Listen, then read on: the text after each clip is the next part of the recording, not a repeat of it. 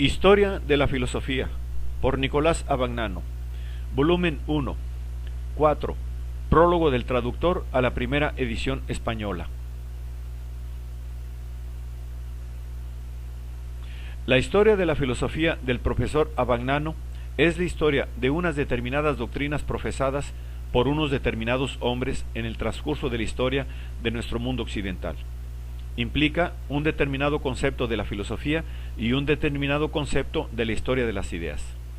¿Cómo puede definirse esta filosofía y su historia? Entre las 45.000 páginas, la mayor parte inéditas, que se conservan en los archivos Husserl de la Universidad de Lovaina, figura una, recientemente publicada, cuya traducción puede darse más o menos así. La filosofía es una idea unitaria de una tarea que se transmite intersubjetivamente en el curso de la historia. Esta idea penetró en la historia europea gracias a una fundación originaria de ciertos primeros filósofos, hombres que los primeros concibieron esta original filosofía e hicieron de la realización de la misma su propia vocación. Con esto nace un nuevo tipo original de vocación, desde luego prácticamente inútil para el sentido común, pero al igual que las demás profesiones, ligado en sus manifestaciones a los propios tiempos y, como aquellas profesiones, floreciendo en la socialidad y de generación en generación. Su transmisión se produce con la idea de intencionalidad, la cual mantiene su unidad en el curso de la historia, independientemente de su mutación. Esta definición viene a dar una respuesta a las objeciones respecto a la posibilidad de la historia de la filosofía y a la petición de su necesaria universalidad.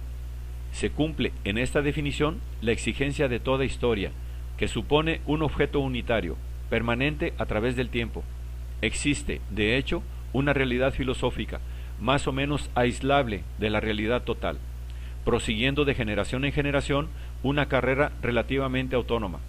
La filosofía aparece como una fuerza vital permanente, una operado específica del hombre, ha dicho Dempf, una expresión genuina de su especie, como la religión, el arte, el derecho, la ciencia.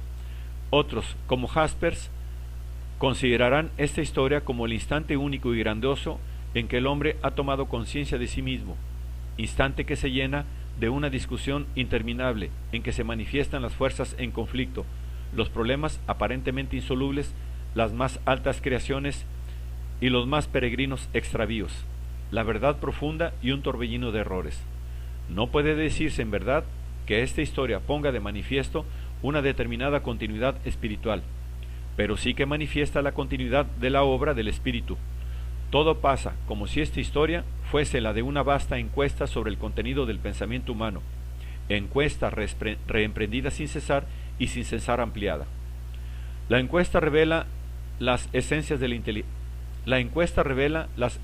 la inteligencia al definirlas, e incluso ocurre, lo ha señalado Gouhier, que cualquiera que sea la época o la forma de la civilización de que depende, el filósofo se encuentra en presencia de las ideas como anteesencias necesarias cuyo contenido escapa al libre albedrío de su voluntad. La petición de universalidad es otra cuestión insoslayable. Si el estudio de la historia de la filosofía tiene por objeto revelarnos cómo la filosofía se ha manifestado en el plano de la historia de la entera humanidad, en las condiciones sociales y políticas y en las situaciones personales más diversas, es evidente que tal estudio debiera ser universal. Keyserling se esforzó, por ejemplo, con gran provecho para sí mismo, en asimilar las filosofías orientales. Se estudian hoy a fondo aquellas complejas épocas filosóficas, sobre todo las de la India y la China, de donde ha nacido la nueva disciplina del comparatismo filosófico. No negaré a sostener que el prejuicio occidental falsea todas las historias europeas de la filosofía y nos hace ajenos a los valores orientales. Pero es un hecho que, en la actual situación del mundo, conviene tener presentes estos valores. De todos modos, una historia de la filosofía circunscrita al mundo occidental está plenamente justificada. Dentro de su variedad posee una unidad temática indiscutible. La legitimidad de la historia de la filosofía se pone en tela de juicio periódicamente. Este es un aspecto más, entre muchos, de la actual situación de la conciencia histórica, de esa falsa paz en que vivimos, de esa sensación de desequilibrio y de angustia, consecuencia de las contradicciones en que se debate nuestro tiempo. Y como hemos declarado que todo está en crisis, naturalmente también está en crisis la historia de la filosofía, la cual se interroga sobre su propia significación y teóricamente no se atreve a estar segura de su posibilidad. Por lo tanto, no es de extrañar que la historia de la filosofía se funde en nuestros días, al mismo tiempo, en un cierto desencanto y en un humanismo más modesto y eficaz, como el que preconiza y practica Abagnano. A los ojos de la crítica, todos los puntos de vista resultan arbitrarios, todos falsean la realidad. Queda, a fin de cuentas, el hecho de que el problema filosófico no puede resolverse para siempre, que admite solo soluciones temporales y sucesivas. Nos conformamos, pues, con una historia de la filosofía que aparezca como el tesoro de la sabiduría lentamente acumulada.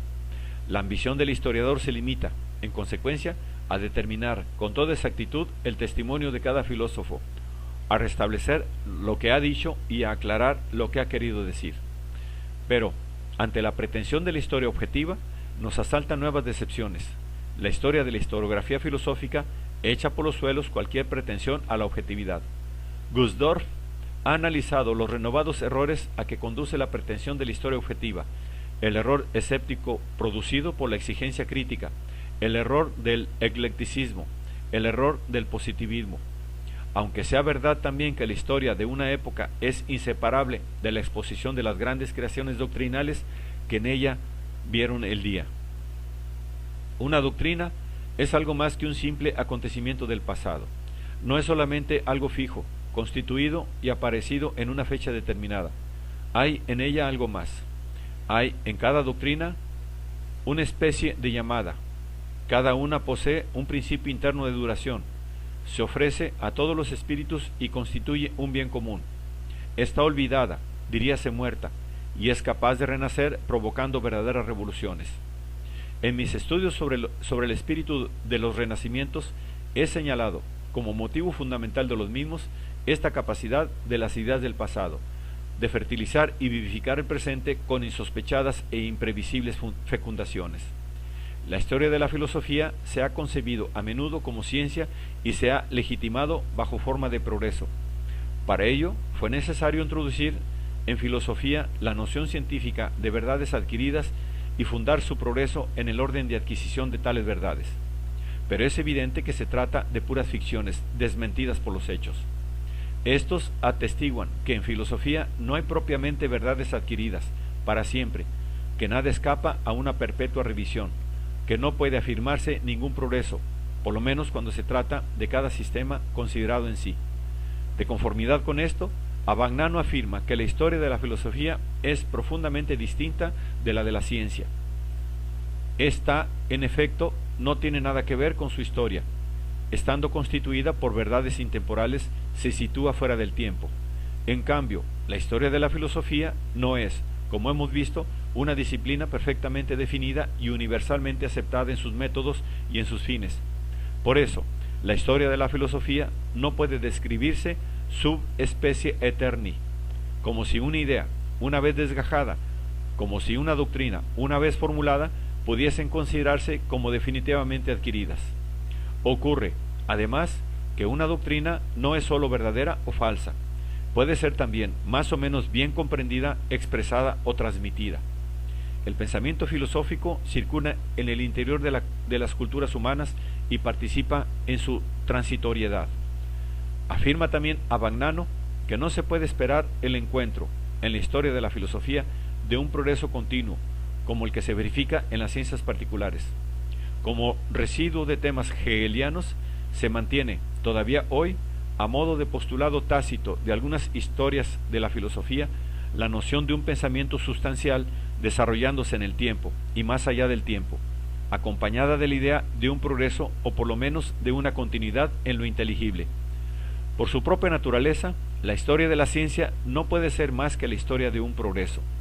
No puede serlo, en cambio, la historia de la filosofía, la cual enfoca un conjunto de doctrinas que conservan todas ellas una relación posible con una verdad no adquirida, que no está nunca dada, permaneciendo siempre como objetivo de la búsqueda. Pero además, como ha escrito el profesor Marrow, la historia nos revela con sorpresa que el tiempo no es solo un factor de progreso, lo es también de regresión y de decadencia. Cualquier doctrina sufre el riesgo, al correr del tiempo, de perderse, de deformarse, de desconocerse, de empobrecerse, de olvidarse. Lo único que puede observarse, con ciertos visos de fenómeno evolutivo, en la historia de la filosofía, son determinados encadenamientos, como por ejemplo entre Sócrates, Platón y Aristóteles. Pero tales series se prestan a error. En cuanto el lector o el historiador se imaginan que el pensador último conserva y supera la verdad encontrada por sus predecesores. No ocurre así. La significación misma de la filosofía exige que ésta se realice toda entera en cada filósofo.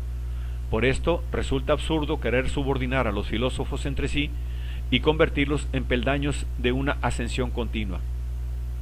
La historia de la filosofía se parece más bien a la del arte, por el hecho de que sus más altas obras son irreemplazables y únicas, y gracias precisamente a que la historia de la filosofía es distinta de la ciencia, gracias precisamente a la indestructibilidad de las filosofías, viene a resultar de hecho el instrumento principal de la iniciación filosófica y un manantial permanente de inspiración.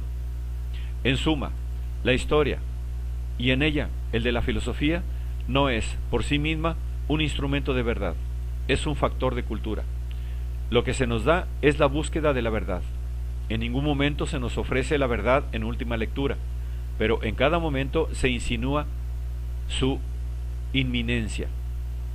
El historiador nos abre la vía que conduce a los tesoros del pasado. Su tarea consiste en restituir las intenciones olvidadas. El pasado está siempre por redescubrir, en función de la serie de presentes que van manifestándose en el curso del tiempo. Por esto, como he escrito ya hace muchos años, esta época posee una visión distinta de la antigüedad y saca valores distintos de su investigación y de su reflexión sobre lo antiguo. En fin, siendo la cultura presencia del hombre y fidelidad a todo lo que es humano, el historiador, en su tarea, se manifiesta como mantenedor de cultura. Tal vez lo más apreciable de la historia de Abagnano sea que se haya concebido, por el contrario, tal vez lo más apreciable de la historia de Abagnano sea que se haya concebido, por el contrario, con el propósito de mostrar la esencial humanidad de los filósofos frente al prejuicio de que la filosofía se preocupa por problemas que no tienen la menor relación con la existencia humana. Con lo cual, la historia de la filosofía aparece como un tejido de relaciones humanas trabándose en el plano de una común disciplina de investigación. En efecto, la actividad particular que es la filosofía no puede aislarse satisfactoriamente del ejercicio total del pensamiento, y el pensamiento concreto está soldado a la afirmación plena del hombre en el mundo. El pensamiento va unido a la existencia, no constituye por sí mismo un orden autónomo de existencia. No comprendemos las formas que el pensamiento ha tomado en el curso de la historia, sino es colocándolas en el mundo en que nacieron y en el destino de los hombres que las crearon. Estas filosofías, esas doctrinas, esas verdades, esos errores, fueron no sólo formulados, sino vividos por hombres de carne y hueso, insertos en una determinada época, con un determinado ambiente, en una determinada tradición. Como sostuve hace más de 20 años, en uno de mis libros, todo presente modifica el pasado. En consecuencia, no sabemos lo que el pasado nos reserva en el porvenir. Tal vez la única lección que suministra la historia, la única que verdaderamente establece, sea esta: que el porvenir no está nunca enteramente prefigurado en el pasado. La fertilidad creativa del espíritu puede ser causa de ciertos temores, pero justifica, desde luego, las esperanzas más optimistas. Nadie descubrirá el sentido único de la historia, porque este sentido se está formando a cada momento. A cada momento es posible que surja algo nuevo, algo insospechado, para renovar al mundo. J. Estelrich.